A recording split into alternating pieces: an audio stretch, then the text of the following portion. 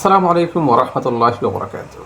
প্রিয় দর্শক, আজকে আমরা গুরুত্বপূর্ণ একটা টপিক নিয়ে কথা বলবো ইনশাআল্লাহ তাআলা।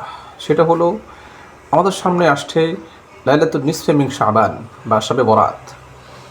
এ রাতে আমাদের জন্য কিছু করণীয় রয়েছে, কিছু বর্জনীয় রয়েছে। আজকে আমরা সেগুলো জানবো ইনশাআল্লাহ। প্রিয় দর্শক, লাইলাতুন নিসফে মিন শাবান বা শবে বরাতের ফজিলত এবং মর্যাদার কথা বিশুদ্ধ হাদিসে বর্ণিত হয়েছে। রাসূল করিম সাল্লাল্লাহু আলাইহি সাল্লাম থেকে একাধিক হাদিস রয়েছে। একাধিক হাদিসের মধ্যে এ বিষয়ের ফজিলত এবং মর্যাদার কথা রয়েছে।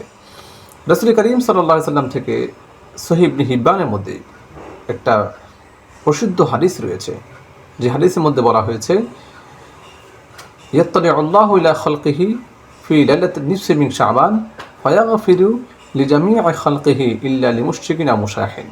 এই হাদিসের অর্থ হলো আল্লাহ রাব্বুল আলামিন এ রাতে মানুষের প্রতি, তার বান্দার প্রতি বিশেষভাবে দৃষ্টি দিয়ে থাকেন এবং এ রাতে আল্লাহ তাআলা সব মানুষকে ক্ষমা করে দেন। কিন্তু দুই শ্রেণী মানুষকে আল্লাহ রাব্বুল আলামিন ক্ষমা করবেন না। এক শ্রেণী মানুষ হলো যারা মুশরিক, আল্লাহর সাথে শিরিক করে। আরেক প্রকারের মানুষ হলো যারা অন্যের প্রতি বিদ্বেষ পোষণ করে থাকে। এই ধরনের মানুষকে আল্লাহ ক্ষমা করবেন না। অন্য এক হাদিসের মধ্যে এমনই বর্ণিত হয়েছে, রাসূল করিম সাল্লাল্লাহু আলাইহি সাল্লাম বলেছেন যে আল্লাহ তাআলা এ রাতে ইয়াগফিরু লিল মুস্তাগফিরিন, যে আল্লাহর কাছে ক্ষমা প্রার্থনা করবে তাদেরকে ক্ষমা করে দিবে। ওয়া ইয়ারহামুল মুস্তারহিমিন, যে আল্লাহর কাছে রহমত চাবে আল্লাহ তাদেরকে রহমত দান করবেন। কিন্তু ওয়া ইউআখিরু আহলাল হিকদি কামা হুম, যারা অন্যের প্রতি বিদ্বেষ পোষণকারী তাদেরকে আপনার অবস্থায় রেখে দিবেন। বোঝা গেল এ রাতের ফজিলত মর্যাদার কথা রয়েছে। এ রাতে আল্লাহ তাআলা মানুষকে মুক্তি দান করবেন। এ রাতের নামই হলো শবে বরাত, মানে মুক্তির রাত। আল্লাহ মানুষকে গুনাহ থেকে মুক্তি দান করবেন, জাহান্নাম থেকে মুক্তি দান করবেন। অতএব এ রাতে আমরা আল্লাহর কাছে দোয়া, কান্নাকাটি, কোরআন তেলাওয়াত, জিকির, আজকার, সালাত আদায় করতে পারি।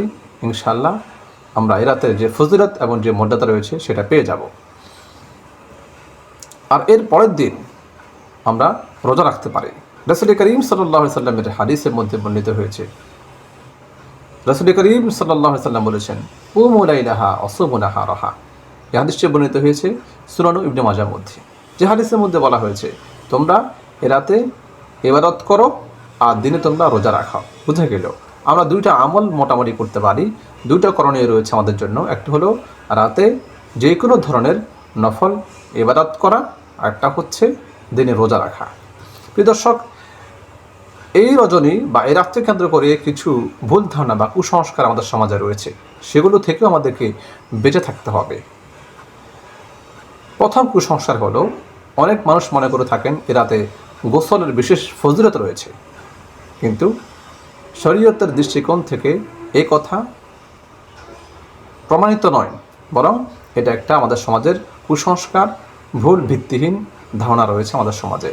এ রাতে গোসল করার বিশেষ কোনো ফজিলতের কথা হাদিসে বর্ণিত হয়নি। দ্বিতীয় যে কুসংস্কার রয়েছে সেটা হলো এ রাতের বিশেষ পদ্ধতির নামাজের কথা অনেকের কাছে শোনা যায়। অনেকে মানুষ বলে থাকেন যে এ রাতে বিশেষ পদ্ধতির নামাজের কথা রয়েছে। এটাও একটা ভুল ধারণা।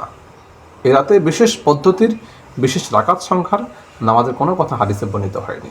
তৃতীয় যে ভুল ধারণা সেটা হলো অনেকে মনে করে থাকেন এ রাত ভাগ্য রজনী, কিন্তু শরিয়ার কথা হলো এটা ভাগ্য রজনী নয়, বরং এটা হলো মুক্তির রজনী। আল্লাহ তাআলা এই রাতে মানুষকে মুক্তি দান করবেন। অনেক মানুষকে জাহান্নাম থেকে মুক্তি দিবেন, অনেক মানুষকে গুনাহ থেকে মুক্তি দান করবেন। চতুর্থ যে ভুল ধারণা আমাদের সমাজে রয়েছে সেটা হলো অনেকে রাতে কবর জিয়ারতকে বিশেষ গুরুত্ব দিয়ে থাকেন বা বিশেষ ফজিলতের কথা মনে করে থাকেন। এটা একটা ভুল ধারণা। এ রাতে কবর জিয়ারতের বিশেষ কোনো ফজিলতের কথা হাদিসে বর্ণিত হয়নি। পঞ্চম, 5 নম্বর যে ভুল ধারণা আমাদের সমাজে রয়েছে সেটা হলো এ রাতে আমরা আনন্দ উল্লাস করে থাকি, আতশবাজি করে থাকি, সাজসজ্জা করে থাকি। এটা একটা ভুল ধারণা, কুসংস্কার। কারণ এ রাত হলো মুক্তির রাত।